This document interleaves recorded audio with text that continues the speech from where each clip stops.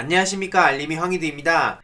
무슨 일이 생기더라도 윤석열 대통령, 김건희 영부인 되는 일은 절대로 볼 수가 없을 것 같습니다. 방금 전 권인숙 의원의 주장으로 김건희가 국민대와 수원여대 임용 지원 당시에도 허위 이력을 기재했다는 소식이 드러났네요. 핵심은 영락여상 미술 강사를 영락여고 미술교사 정교사로 기재를 했다는 거고, 부교수 겸임이라고 허위 기재하고, 서울대 경영전문대학원 경영전문 석사를 서울대 경영학과 석사라고 저렇게 사기를 친 거나 마찬가지죠. 어떻게 이런 짓들을 벌여놓고 당당하게 뭐라도 되는 양 저런 행세를 한 걸까요? 앞서서도 서일대, 한림성심대, 안양대에도 허위 경력을 제출했다는 의혹을 받지 않았습니까? 의혹이 아니라 드러난 자료도 있기 때문에 이건 사실입니다. 매우 심각한 문제죠. 만약에 다른 걸 다 떠나서 이재명 후보의 부인 김혜경 씨가 지금 김건희 받는 논란 그대로 받고 있었다면 이 정도로 그치지 않았을 겁니다. 어마어마한 언론 보도와 취재와 포털의 도배가 됐겠죠. 고의적이고 반복적으로 교사, 석사, 부교수로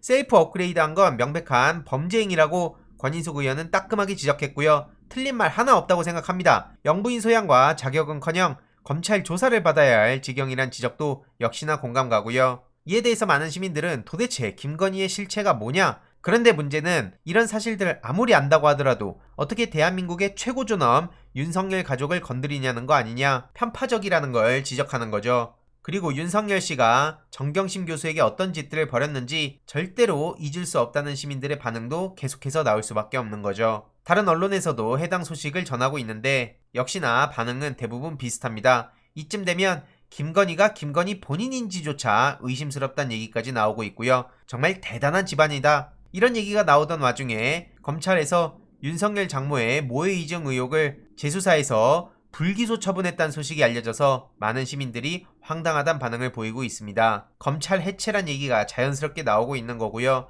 표창장으로는 저렇게 구속을 시키더니 통장 잔고 위조, 그리고 김건희 각종 논란들은 어떻게 저렇게 모르쇠하고 넘어가냐, 이런 지적이 계속해서 나오고 있습니다. 만약 이런 상황에 윤석열 씨가 대통령이 된다면 어떤 미래가 그려지겠습니까? 안 봐도 뻔한 거죠. 윤석열 판사 사찰 지시 의혹 관련해선 공수처에서 정식 수사에 착수했다는 소식이 전해졌는데, 윤석열이 대통령이 된다면 공수처도 전부 다 목이 날아간다는 생각하고 철저하게 수사에 임해야 될 것입니다. 살얼음판을 걷는다는 심정으로 최선을 다하지 않으면 어떻게 될지는 누구나 아실 거고요. 한동훈 같은 염치 없는 인간이 저렇게 떠드는 것 자체가 황당할 따름입니다. 조폭렬로 이재명 표적 수사 의혹 사실 아니다? 이준석 전 대표가 박철민 씨가 이재명 후보의 비의 사실을 제보 요청받았다, 이런 얘기를 대놓고 했는데 모르쇠로 일관하고 있죠. 다른 여러가지 문제들도 있지만 한동훈 씨는 핸드폰부터 까고 저런 얘기를 했으면 좋겠습니다. 온갖 정의로운 척은 다 하고 허세는 다 부리고 결국엔 핸드폰 비밀번호도 안 까고 저러고 있는 이유가 뭐겠습니까?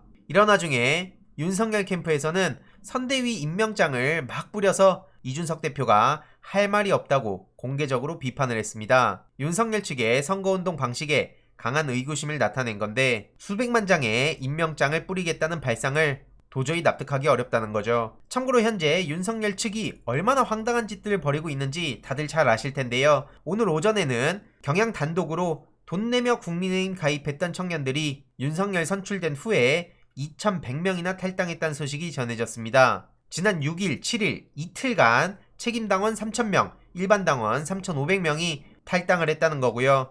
그 중에 청년이 2,100명으로 무려 70%나 됐다고 하죠. 이준석 대표는 최근 40명밖에 안 된다는 얘기를 했던 김재현 최고위원 등을 강하게 비판하고 있는 상황인데, 이를 보면서도 저도 황당한 마음에, 그리고 동시에 이걸 보며 그냥 낄낄댈 수는 없다는 생각에 글을 남겼습니다. 핵심은 청년들에게 상처를 주는 윤석열 측의 낡은 셈법을 비판한 건데요. 앞선 소식들을 보더라도 더 이상 명분 없는 원팀 강조는 오늘날 청년들에게 먹히지 않는다는 걸 알 수 있죠. 그럼에도 윤석열 측에선 현실을 애써 부정하며 오히려 청년들을 자극하고 있는데요. 눈에 뻔히 보이는 현실마저 역선택이다, 위장당원이다, 40명이 전부다, 2030 호소인이다, 작전 세력이다, 이런 식으로 조롱하고 무시를 하고 있습니다. 아무리 난리쳐봤자 대세엔 지장 없다는 고약한 심보를 내보이고 있는 건데요. 최근 김종인 씨는 2030 탈당이 본선에 지장 없다, 이런 소리를 하지 않았습니까? 지지하는 당은 다르지만 홍준표 후보를 지지하던 2030 청년들의 허탈감과 분노에 전적으로 공감하고요. 만약 저런 사람이 대통령이 된다면 현재 대놓고 무시당하는 청년들은 물론이고 윤석열 패거리를 제외한 모든 이들에게 얼마나 끔찍한 나날들이 펼쳐질지 벌써 눈에 훤합니다. 한 인간을 고작 한 표로 취급하던 구시대의 산물인 여의도식 셈법은 다음 대선을 끝으로 윤석열, 국민의힘과 함께 역사 속으로 사라져야 된다 보고요. 물론 이건 국민의힘만의 문제는 아닙니다. 민주당, 열린민주당, 정의당 등은 윤석열 측의 대처를 반면교사 삼아야 되고요. 이를 계기로 그간 열심히 준비하던 청년 정치인 그리고 지망생들이 치고 나올 거라 믿습니다. 그런 의미에서 다음 대선은 민주당 대 국민의힘이라는 낡은 구도를 넘어 새로운 대한민국의 정치를 맞이할 중요한 변곡점이 될 것 같고요. 당장의 투표권은 없지만 청소년들도 계속해서 챙겨야 됩니다. 거듭 주장하고 있는 거고 실제로 현실 정치보다는 주로 미디어 리터러시 교육 등에 집중한 이유이기도 합니다. 학교 폭력, 게임을 좋아하는 청년들의 스트레스, 입시 압박, 메타버스 등 새로운 플랫폼의 등장, 기후변화 문제 등 청소년들과도 함께 고민할 일들이 참 많고요. 미래 세대를 이끌어갈 청년, 청소년들에게 최대한 힘을 보태고 알릴 예정입니다. 이런 와중에도 정신을 못 차린 김소연 씨 같은 사람은 윤석열이 낙선했으면 몇만 명이 탈당했을 거다. 그러면서 이준석 대표를 공개 저격하고 있죠. 참고로 김소연 씨는 윤석열 캠프에 합류했다는 사실이 알려진 직후 당일에 해촉 처리가 되기도 했었고요. 이준석 대표의 최근 인터뷰를 보면 국민의힘의 전략들이 몇 가지 보입니다. 특히 세대 구도를 강조하는 걸 보더라도 어쨌든 내년 대선에 2030 마음을 잡는 게 무엇보다도 중요해진 거고요. 꼭 다음 대선을 넘어서라도 장기적으로 봤을 때에도 청년들, 청소년들의 마음을 얻지 못하면 어느 당이든 도태될 수밖에 없습니다.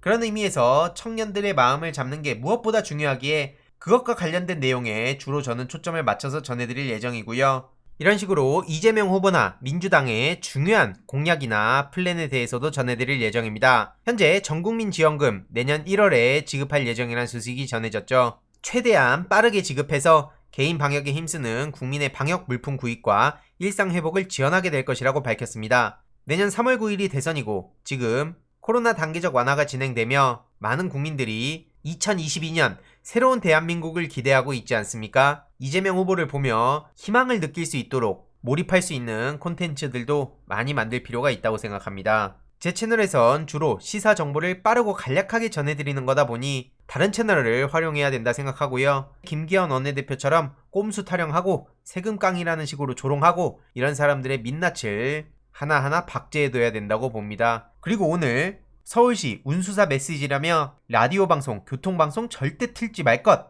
이런 공지사항이 전해졌다는 게 최근 드러났습니다. 오세훈 시장을 향한 많은 비판이 이어질 것으로 보이는데 이와 관련한 추가적인 소식들은 다음 영상을 통해 조금 더 자세히 전해드리도록 하겠습니다. 이번 내용도 유익했다면 구독, 좋아요, 알림 설정, 멤버십 가입 정말 큰 힘이 된다는 점 말씀드리고 싶습니다. 이번 내용도 주위에 널리 공유 부탁드립니다.